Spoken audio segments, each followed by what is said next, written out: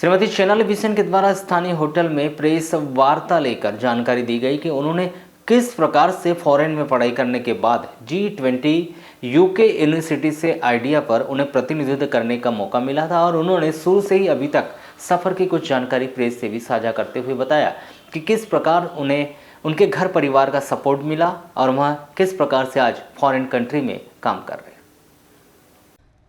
आपको बता दें कि श्रीमती सोनाली बिसेन ने गोंदिया जिले के गोरेगांव से प्राथमिक और माध्यमिक शिक्षा हासिल करने के बाद गोंदिया से ग्रेजुएशन करके नागपुर में MBA करने वाली सोनाली ने बिजनेस सेक्टर को ही अपना भविष्य मानकर जॉब से इसकी शुरुआत की। इस दौरान 3 प्रकार के नेट क्वालिफाई करने के बाद बिजनेस को अपना प्रोफेशनल बनाते हुए फॉरेन यूनिवर्सिटी में बतौर स्कॉलर बिजनेस की बारीकियों को सीखने इन्हें इंडिया से यूके का रुख करना पड़ा। हालांकि इस दौरान पर्दे के पीछे सोनाली बिसेन उस दौरान फ्रंट पर नजर आई जब देश के दिल राजधानी दिल्ली में आयोजित G20 सम्मेलन में अपने बिजनेस आइडिया से वहां अपनी यूनिवर्सिटी और की ओर से प्रतिनिधित्व करने पहुंची थी। यह न केवल सोनाली बल्कि बालाघाट और बिसेन परिवार के लिए भी सबसे बड़ा मूवमेंट था। सोनाली बिसेन के इस सफर तक पहुंचने में उसके परिवार, पति और ससुराल का हर पल हर क्षण उन्हें सहयोग मिला, उसकी ताकत बना और आज सोनाली बिसेन किसी परिचय का मोहताज नहीं है। और नए साल नेट्स जैसे ग्लोबल ब्रांड फैशन के लॉन्च होने के बाद ग्लोबल ब्रांड फैशन में एक मार्केटिंग क्षेत्र में नए भारत के नए बिजनेस वुमन के रूप में अपनी काबिलियत को साबित करेगी, जिसको लेकर आयोजित प्रेस वार्ता में शुरुआत से लेकर अब तक के सफर के अनुभव को साझा करते हुए परिवार, राजनीति, इंफ्रास्ट्रक्चर, नारी सशक्तिकरण सहित जिले में बदलाव को लेकर अपने महत्वपूर्ण विचार और सुझावों को भी पत्रकारों के साथ साझा किया। और रिसेंटली 2023 के G20 समिट में मैंने अपने आइडिया को रिप्रेजेंट किया था। मेरे आइडिया का नाम इनोवियस है। मैं अभी यूके की यूनिवर्सिटी में अध्ययनरत हूँ और मैं मेरा मास्टर्स एंटरप्रेन्योरशिप एंड मैनेजमेंट में कर रही हूँ। और वहीं पे मैंने अपने आइडिया को पहली बार पिच किया था और वहीं हल्ट कंपटीशन में मैंने अपने आइडिया को दिया और हल्ट कंपटीशन की तरफ से हम लोगों ने G20 में मेरा नॉमिनेशन किया था और under sustainability and climate change जो सेगमेंट है उसके अंडर में मेरा सिलेक्शन हुआ था और लास्ट मंथ मैंने अपने आइडिया को वहाँ पे रिप्रेजेंट किया। मैं चाहती हूँ कि अगर आप लोग जो भी उसके बारे में जानना चाहते हैं आप लोग उसके बारे में पूछ सकते हैं। ये कॉन्सेप्ट आपको कहाँ से मिला था, ये सेव द गवर्नमेंट और ये जो आपने आइडिया प्रेजेंट किया था वो आइडिया आपको कहाँ से आया? बहुत इंटरेस्टिंग स्टोरी है। आज से करीब 5 या 6 साल पहले मैंने एक फैक्ट्री विजिट की थी। आप लोग सभी फॉर्मल शर्ट्स पहनते हैं, राइट?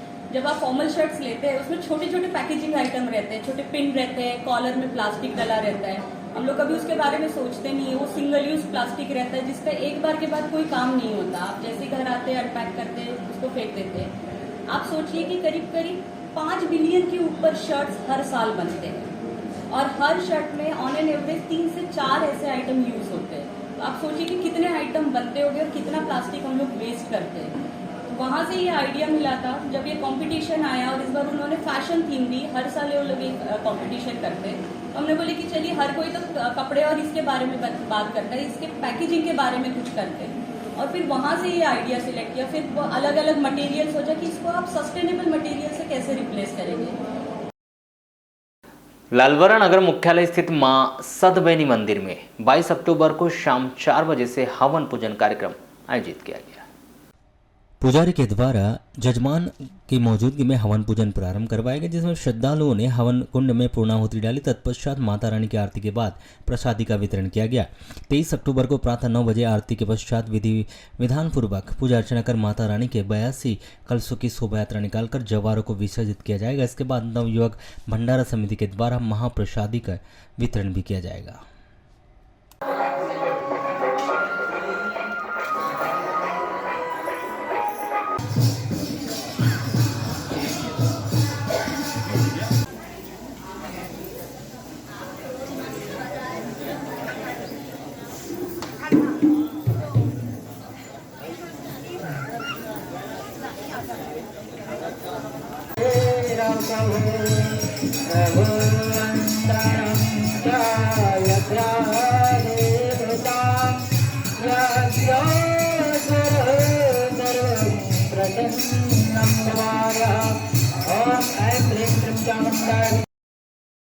लालबरा नगर मुख्यालय से सटी ग्राम पंचायत मानपुर के कटंगी रोड स्थित मानपुर के रोजगार सहायक महेश गायकवाड़ के मकान के सामने लगा विद्युत पोल शनिवार की शाम अज्ञात ट्रक की टक्कर से टूटकर अनिल पंचेश्वर के मकान के ऊपर गिर गया, जिसमें मकान भी क्षतिग्रस्त हो चुका है और मकान में निवासरत लोग इससे बाल बाल बच गए। समय रहते मकान में निवासरत लोग बाहर आ गए, नहीं तो विद्युत तार व पोल की चपेट में आ सकते थे, जिससे बड़ा हादसा घटित हो सकता था। विद्युत पोल क्षतिग्रस्त होने के साथ ही तार टूट जाने की जानकारी तत्काल ही विद्युत विभाग को दी गई, जिसके बाद विद्युत सप्लाई बंद कर दिया गया।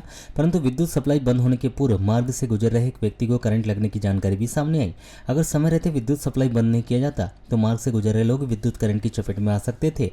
वहीं विद्युत विभाग के द्वारा क्षतिग्रस्त विद्युत पोल व तार को दुरुस्त करने का कार्य किया जा रहा है और इस विद्युत पोल क्षतिग्रस्त होने से मानपुर के कटंगी मार्ग स्थित निवासरत लोगों के घरों में 2 दिनों से बिजली भी बंद है, जिन्हें अंधेरों में रात गुजारनी पड़ती है। निवासरत लोगों ने विद्युत विभाग से मकान के ऊपर से गुजरी हुई विद्युत लाइन के तार को हटाकर अन्यत्र स्थान पर विद्युत पोल के स्थापित करने की भी मांग की गई। ये विगत शाम को लगभग 6:30-7 बजे के बीच में एक अज्ञात ट्रक द्वारा टक्कर मार दी गई, जिससे विद्युत लाइन और पोल दोनों गिर गए और वो गिर करके मेरे मकान के बाजू में मेरा भांजा निवासरत है, उसका नाम है अनिल पंचेश्वर। उसके घर के ऊपर जाकर के तार लटक गए, खंभा भी उसके लास्ट छोर पर गिर गया। उस समय करंट वगैरह कुछ था उसमें? हाँ, करंट था उसमें। आने जाने वाले लोगों को 1-2 लोगों को करंट का एहसास हुआ और उसका पूरा परिवार घर में ही उस समय निवासरत था। वो तो बहुत बड़ा खतरा टल गया है, नहीं तो जान मान की हानि भी हो सकती है। तो अभी विद्युत चालू करवाए कि बंद है? अभी विद्युत लाइन तो अभी बंद है, काम चल रहा है, पर विद्युत विभाग से ऐसी मांग है कि विद्युत लाइन और पोल को थोड़ा सा हटा दिया जाए ताकि भविष्य में इस प्रकार की घटना फिर से पुनरावृत्ति ना हो। इससे पूर्व में भी 3-4 बार वो कलेक्टर व जिला निर्वाचन अधिकारी डॉक्टर गिरीश कुमार मिश्रा शनिवार को एसपी समीर सौरभ के साथ संयुक्त रूप से सालेटेगरी चेक पोस्ट और मालूम झोला बैरियर के निरीक्षण करने पहुंचे, जहां चेक पोस्ट पर नियुक्त परिवहन उप निरीक्षक पंकज जैन की अनियमितता पाए जाने पर नोटिस जारी किया गया है। इसके अलावा एसएसटी दल के 3 अन्य अधिकारी को भी नोटिस थमाया है। एसडीओपी श्री ओपी सनोडिया ने जानकारी देते हुए बताया कि एसएसटी दल में शामिल व प्रभारी प्रशिक्षण अधिकारी सेवाराम परते, पंचायत समन्वयक अधिकारी संतोष सिंह उइके और प्रशिक्षण अधिकारी जीएल पारदी को नोटिस जारी किया गया है। प्राप्त जानकारी के अनुसार वन विभाग के एक अन्य कर्मचारी को भी नोटिस जारी किया गया है। 22 अक्टूबर को शारदीय नवरात्र पर्व के अष्टमी के अवसर पर नगर के गुजरी चौक स्थित वार्ड नंबर 9 शिवम शर्मा से अन्य युवाओं के द्वारा डीजे की धुन पर भव्य चुनरी यात्रा निकाली गई, जो चौक चौराहों का भ्रमण कर मां काली पाठ को अर्पित की गई। आपको बताएं कि धर्म के प्रति आस्था और एकता का संदेश देने निकाली गई यह चुनरी यात्रा का प्रथम वर्ष है। यह चुनरी यात्रा गुजरी चौक से होते हुए राजघाट चौक, सुभाष चौक, हनुमान चौक, अम्बेडकर चौक होते हुए मां काली पाठ पहुंची, जहां पर चुनरी यात्रा का समापन किया गया। इस चुनरी यात्रा की खास बात यह थी कि यात्रा के दौरान जीवंत झांकी आकर्षण का केंद्र रही।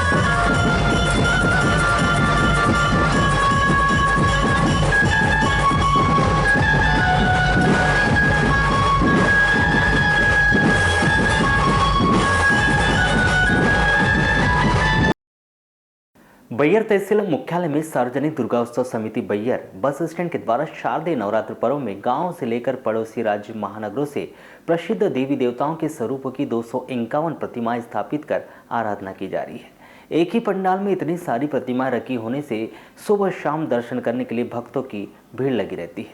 पंडाल में अनेक झांकियां आकर्षण का केंद्र बनी हुई है और यह नवरात्र पर मेला जैसा व्यापक वातावरण दिखाई देता है। प्रतिमाओं का निर्माण बालोद छत्तीसगढ़ के कारीगरों के द्वारा बैयर में आकर 3 माह में किया गया है। शारदीय नवरात्र पर्व के दौरान जिले के बैयर तहसील में एक साथ इतनी प्रतिमाएं रखने का रिकॉर्ड बैयर के नाम दर्ज किया गया है। सार्वजनिक दुर्गोत्सव बैयर बस स्टैंड के पदाधिकारी ने समाचार पत्र में नाम प्रकाशित न करने की शर्त पर जानकारी देते हुए बताया कि नवरात्र पर्व में बस स्टैंड में माता रानी की एक प्रतिमा स्थापित की गई और गांव, शहर व देश के महानगरों से प्रसिद्ध देवी देवताओं के अलग अलग स्वरूपों की यहां प्रतिमाएं भी रखी हुई। इसके अलावा अनेक तरह की झांकियां भी हैं। बैयर में 251 प्रतिमाओं को रखने की जानकारी जिस किसी भी भक्त को मिलती है, वे बच्चे, परिवार, गाँव के सभी भक्तगण दर्शन करने के लिए यहाँ अपने आप को रोक नहीं पाते। इसके चलते नवरात्र के दिन में ही रोजाना उत्कृष्ट विद्यालय मैदान में भारी संख्या में मां के भक्तों की भीड़ देखने को मिल रही है। यहाँ पर शाम से रात तक का नज़ारा देखते ही बनता है। देवी देवताओं की 244 प्रतिमाएं बालोद छत्तीसगढ़ राज्य के 13 कारीगरों के द्वारा निर्माण बैयर मुख्यालय में 3 माह में किया गया और 7 प्रतिमाएं सागर जिले से लाई गई है।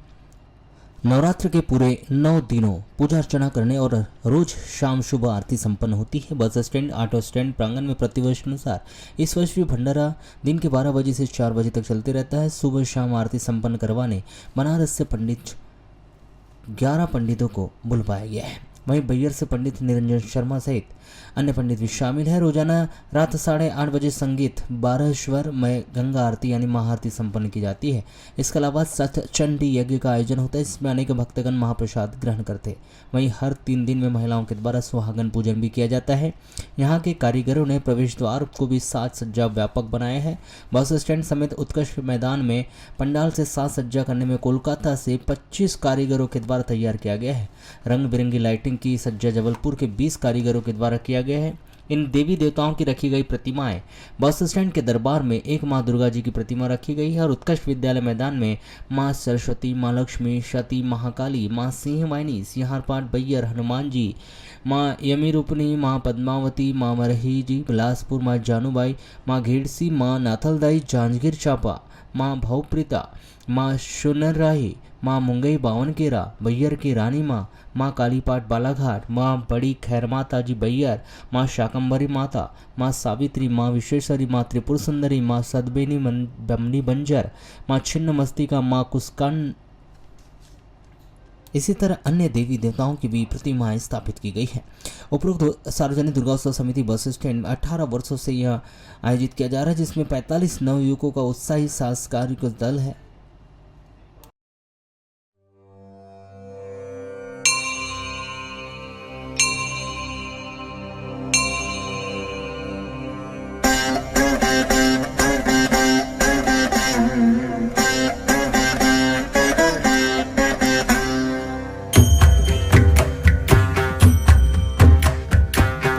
गिरिनन्दिनि नन्दितमेधिनि विश्वविनोदिनि नन्दन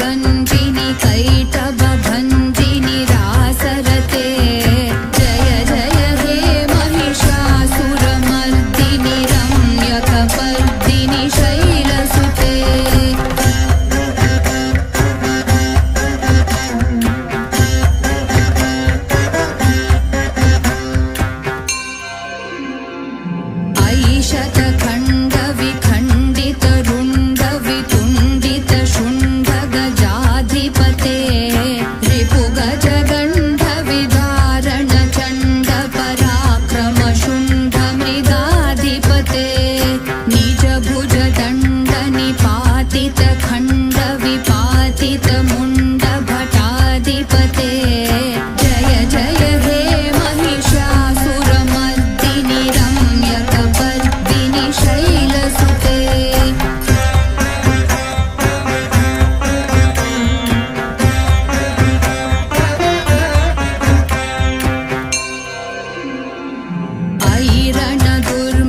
शत्रुवधोदित दुर्धर निर्जर शक्तिभृते चतुरवि स्कूलों में अध्ययनरत कक्षा तीसरी से लेकर 9वीं तक के छात्र छात्राओं का वर्तमान शिक्षा का स्तर जानने के मकसद से शासन का स्टेट एजुकेशन अचीवमेंट सर्वे परीक्षा का आयोजन किया जा रहा है। यहाँ परीक्षा 3 नवंबर को होने जा रही है। इसके लिए जिले के 550 स्कूलों का चयन किया गया है। इन सभी स्कूलों का चयन एनसीईआरटी दिल्ली के द्वारा किया गया है। स्टेट एजुकेशनल अचीवमेंट सर्वे परीक्षा के लिए जिला शिक्षा अधिकारी को जिला कोऑर्डिनेटर बनाया गया है तथा उनके सहयोगी के रूप में डीपीसी व डाइट प्राचार्य रहेंगे। आपको बताया कि इस परीक्षा के लिए जिले में 550 स्कूलों का चयन किया गया है। प्रत्येक स्कूल से कक्षावार 30 बच्चों को इसमें लिया जाना है। बच्चों के चयन को लेकर परीक्षा संपन्न कराने तक पूरा कार्य डीएड बीएड के बच्चों के द्वारा संभाला जाएगा। कक्षा तीसरी के 30, छठवीं के 30 और कक्षा 9वीं के 30 बच्चों का चयन किया जाएगा। कक्षाओं में अधिक बच्चे होने की स्थिति में बच्चों का चयन सैंपलिंग पद्धति से किया जाएगा। आपको बताया कि कक्षा 9वीं की परीक्षा के लिए 1.5 घंटे का समय रखा गया है तथा कक्षा 6वीं की परीक्षा 1.25 घंटा तथा कक्षा तीसरी की परीक्षा के लिए 1 घंटे का समय निर्धारित किया गया है। यह परीक्षा जिले के 550 स्कूलों में होगी। उनमें कक्षा तीसरी के लिए 206 स्कूल, कक्षा 6वीं के लिए 190 तथा कक्षा 9वीं के लिए 190 स्कूल परीक्षा केंद्र के रूप में चयनित किए गए हैं। इसकी मंशा शासन की ये है कि अपने प्रदेश के विभिन्न जिलों के जो बच्चे हैं उनकी माने पूरे प्रदेश की शैक्षणिक जो स्तर है, शिक्षा की जो स्थिति है, उस क्या स्थिति है उसको जानने के लिए। कब हो रही सर? 3 नवंबर को होगी, 3/11/2023 को। इसको कौन सी परीक्षा कह रहे हो, कौन आयोजित कर रहा है? इसको एनसीईआरटी के द्वारा आयोजित की जा रही है, जिसमें कक्षा 3, 6 और 9 के बच्चों को शामिल किया गया है। अपने ज़िले के कुल 585 विद्यालयों, जिसमें शासकीय और अशासकीय विद्यालय शामिल हैं, उन विद्यालयों के बच्चों को शामिल किया जाएगा। इसके संचालन के लिए जैसे प्रत्येक विद्यालयवार ये किसको बनाए अन्वेषक के रूप में? अन्वेषण इसमें डीएड और डीएलएड के जो बच्चे हैं उनको भेजा जाएगा। कितने बच्चे चयन कर रहे हैं? कम से कम 500 बच्चे तो चयन करना पड़ेगा, बल्कि ज़्यादा 500। जितने विद्यालय है, जितने विद्यालय हैं उतने सभी बच्चे चयन करना पड़ेगा। हाँ। तो अपने यहाँ डाइट में तो उतने बच्चे होंगे नहीं, फिर कैसे कर रहे हैं? शासकीय डाइट संस्थाएं यहाँ अपने जिले में या जिला मुख्यालय में वहाँ से लिया जाएगा। तो मतलब ये बच्चे ही अब ये काली पुतली चौक में उस समय अचानक यहां चर्चा का विषय बन गया जब एक पिकअप वाहन में लगे एक एलईडी से आदर्श आचार संहिता का उल्लंघन होता हुआ नजर आ रहा था, जिसमें हर कोई यही चर्चा कर रहा था कि अभी तो जिले सहित प्रदेश में आचार संहिता लगी हुई है और फिर इस वाहन में कैसे आदर्श आचार संहिता का उल्लंघन हो रहा है। आपको बता दें कि शहर के कालीपुतली चौक में दोपहर 12 बजे एक पिकअप वाहन से सरकार की नीतियों के साथ साथ कुछ सरकार की जानकारी वरदान बातें पिकअप वाहन में लगी एलईडी के माध्यम से चलाई जा रही थी, जिस पर कालीपुतली चौक में खड़े लोगों को यहां आश्चर्य हो रहा था कि जिस प्रकार से अभी जिले सहित पूरे प्रदेश में आचार संहिता लगी हुई है, उसके बावजूद यह कैसे पिकअप वाहन में आदर्श आचार संहिता का उल्लंघन हो रहा है। किसी के द्वारा हमें भी इस वाहन के वीडियो और फोटोज भी भेजे गए, जिस पर हमारे द्वारा इस वाहन में लगी एलईडी में चल रहे वीडियो की पड़ताल की गई। हमारे द्वारा बालाघाट एसडीएम गोपाल सोनी से जब दूरभाष पर चर्चा की गई तो उनसे पूछा गया कि MH14EM 9829 क्रमांक वाहन से कैसे आदर्श आचार संहिता का उल्लंघन हो रहा है। तब एसडीएम के द्वारा बताया गया कि इस वाहन को लेकर शिकायत उनके पास भी आई थी। उन्होंने जब इस वाहन के विषय में जनसंपर्क अधिकारी से चर्चा की तो उन्हें पता चला कि यह वाहन भोपाल से परमिशन लेकर यहाँ पहुँचा है। इसे भोपाल से परमिशन मिली हुई है, जिसकी परमिशन भी उन्होंने हार्ड कॉपी भी मंगवाया है एवं यह वाहन अभी भाजपा कार्यालय में खड़ा है। इसकी विधिवत परमिशन भी ली हुई है। यह वाहन जिले में घूम सकता है एवं उन्होंने जिले वासियों से भी अपील की है कि यदि कोई वाहन या कोई व्यक्ति के द्वारा आदर्श आचार संहिता का उल्लंघन किया जाता है तो इसकी शिकायत जिला प्रशासन से कर सकता है। मोती नगर चौक से लेकर संत भूरा भगत चौक तक बनी हाल ही में सीमेंट रोड महज 1 वर्ष में ही अब जगह जगह गड्ढों में तब्दील होने लगी है।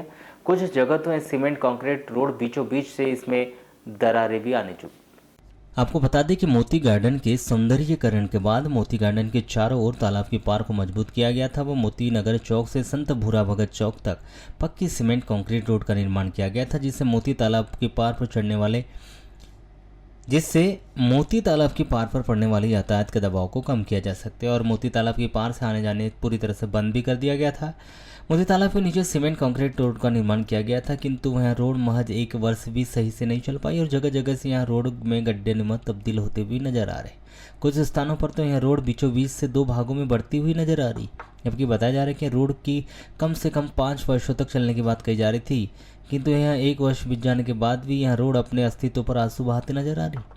अभी कुछ दिन पहले ही यहाँ पर जिला पंचायत इस ओर भी स्थानांतरित हुआ। इसके बाद से इस मार्ग पर यातायात का दबाव भी काफ़ी बढ़ चुका है। इस ओर कुछ ITI व स्कूल कॉलेज होने की वजह से इस मार्ग से आवाजाही अधिक हो रही है। इस प्रकार से पक्की कंक्रीट रोड का 1 वर्ष में ही टूट जाना कहीं ना कहीं गुणवत्ता ठीक नहीं होने की ओर इशारा करता है, क्योंकि जिले में अक्सर ऐसा होता है कि जो पक्की गुणवत्ता युक्त रोड बनाई जाती है उस रोड की गुणवत्ता में कोई ध्यान नहीं दिया जाता है। रोड कुछ महीनों में या फिर कुछ वर्षों में अपने अस्तित्व पर आंसू बहाते हुए नजर आती है। अब देखना होगा कि संबंधित विभाग के द्वारा इस प्रकार की गुणवत्ताहीन रोड बनाए जाने के बाद किस प्रकार की इस पर कार्रवाई करती है या फिर अन्य रोडों की तरह इस पर भी प्रशासन किसी प्रकार का कोई ध्यान नहीं देता। सूत्रों से यहाँ जानकारी भी मिल रही है कि यह रोड नगरपालिका के द्वारा बनवाई गई थी। इसकी भी निर्माण एजेंसी नगरपालिका ही थी। अधिकतर देखने में यह मिल रहा है कि जिन जिन रोडों की निर्माण एजेंसी नगरपालिका होती है उन रोडों की अत्यधिक स्थिति खराब होती नजर आ रही है। न ही उनकी गुणवत्ता पर यहाँ के निर्माण एजेंसी ध्यान रखती है और न ही कभी यह निर्माण एजेंसी के द्वारा जिम्मेदार यहाँ पर आकर देखते हैं। जो रोड को 5 से 10 वर्ष तक चलना चाहिए था वह रोड मात्र 6 महीने में या फिर 1 वर्ष में ही खराब क्यों होते जा रही है? आखिर क्यों उनकी गुणवत्ता पर निर्माण एजेंसी ध्यान नहीं रखती? इन निर्माण एजेंसियों में ध्यान देने वाले जिम्मेदार अधिकारी कर्मचारी को आखिर क्यों जवाब तलब नहीं किया जाता, जिसका खामियाजा अब यहाँ से आने जाने वाली जनता को जब तक पक्की रोड नहीं बन जाती तब तक उठाना पड़ता। नगर के वार्ड नंबर 2 भटेरा चौक के निवासी नीलम चंद पिता धनेश वराड़े 45 वर्ष वार्ड नंबर 2 भटेरा चौक की बालाघाट निवासी की संदिग्ध स्थिति में मौत हो गई। बीती रात अचानक तबीयत खराब हो जाने पर इस व्यक्ति को जिला अस्पताल लाया जा रहा था, किंतु चिकित्सकों ने उसे मृत घोषित कर दिया गया। जिला अस्पताल पुलिस ने इस व्यक्ति के शव का पोस्टमार्टम करवाकर शव परिजनों को सौंप दिया है। प्राप्त जानकारी के अनुसार नीलम चंद मूल रूप से बूढ़ी हट्टा का रहने वाला है, जो करीब 20 वर्षों से अपने परिवार के साथ बालाघाट नगर के वार्ड नंबर 2 भटेरा चौकी में किराए से रहता था। जिसके परिवार में पत्नी और 2 बेटे हैं। नीलम चंद की पत्नी पिछले 5 वर्षों से अलग रहती है। नीलम चंद अपने 2 बेटों के साथ रहता था और गोंदिया में किसी लल्लू नामक व्यक्ति के पास ट्रक ड्राइवर था। 21 अक्टूबर की रात्रि में नीलम चंद अपने घर आया और खाना खाकर सो गया था। रात्रि 12 बजे अचानक सीने में दर्द उठने पर नीलम चंद को उसके बेटों ने जिला अस्पताल बालाघाट लाया, किंतु चिकित्सकों ने उसे मृत घोषित कर दिया गया। नीलम चंद की जिला अस्पताल लाते समय रास्ते में ही मौत हो चुकी थी। 22 अक्टूबर को जिला अस्पताल पुलिस ने मृतक नीलम चंद का शव का पंचनामा कार्रवाई के पश्चात पोस्टमार्टम करवाकर शव परिजनों को सौंप दिया है। नीलम चंद की मौत किस वजह से हुई है यह भी स्पष्ट नहीं हो पाया है। पोस्टमार्टम रिपोर्ट आने के बाद ही स्पष्ट होने की संभावना है। जिला अस्पताल पुलिस ने मर्ग कायम कर मर्ग डायरी अग्रिम कार्रवाई हेतु कोतवाली थाना भिजवा दी गई है। आगे की जांच कोतवाली पुलिस के द्वारा की जाएगी। वाराणसी नगर के युवाओं के द्वारा मां अंजनी पुत्र सेवा दल संगठन का गठन कर हनुमान जी महाराज के स्वरूप धारण करने की नई परंपरा को प्रारंभ किया गया, जिसका ट्रायल 21 अक्टूबर को श्री राम मंदिर में किया गया। आपको बता दें कि पानीपत में हनुमान जी के महाराज के स्वरूप धारण कर चल समारोह करने की परंपरा है, जो बालाघाट में पूर्व से प्रारंभ है। ऐसे में वाराणसी नगर के युवाओं के द्वारा भी संगठन बनाकर उक्त परंपरा को वाराणसी में प्रारंभ किया जा रहा है। यह प्रथम वर्ष है, किंतु युवाओं में इससे अपार उत्साह देखा जा रहा है। यह स्वरूप पानीपत से मंगाया गया है, जिसकी स्थापना श्री राम मंदिर में की गई थी, जिसे धारण सुमित मिश्रा के द्वारा किया जाएगा, जो स्वरूप धारण करने के नियम की तपस्या बीते 40 दिनों से कर रहे हैं, जिन्होंने नवरात्र की सप्तमी पर ट्रायल के अवसर पर हनुमान जी महाराज का स्वरूप धारण किया और नगर के कुछ स्थानों का भ्रमण किया। इस दौरान करीब 1 सैकड़ा से अधिक युवाओं ने उपस्थित दर्ज कराकर उत्सव मनाया।